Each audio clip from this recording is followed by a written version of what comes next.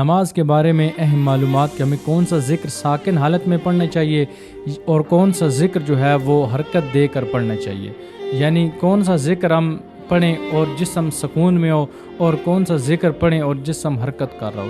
نماز میں صرف ایک ذکر ہے، جب ہم اٹھتے ہیں پڑھتے ہیں بحول اللہ وقوتہ یقوم واقعد، اس ذکر کو پڑھتے جائیں گے، جسم کو حرکت دے کر اٹھتے جائیں گے، یعنی جسم حرکت کر رہا ہوگا یہ ذکر پڑھیں گے۔ اس کے علاوہ جتنے بھی اذکار ہیں جسم کو ساکن حالت رکھ کے پڑھیں۔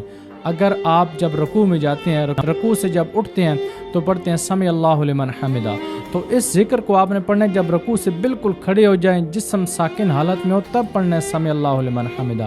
کچھ لوگ اٹھتے جاتے ہیں اور پڑھتے ہیں سمع اللہ لمن حمدہ، تو اس طرح یہ درست نہیں ہے۔ اگر آپ سورہ الحمد پڑھ رہے ہیں تو بھی آپ کا جسم جو ہے وہ بالکل ساکن ہونا چاہیے، حرکت میں نہ ہو۔ صرف بحول اللہ والا جو ذکر ہے اس سے آپ کا جسم حرکت کرے گا، آپ کھڑے ہوں گے۔ اس کے علاوہ کوئی ذکر بھی ہے وہ آپ کریں گے تو آپ ساکن حالت میں کریں گے۔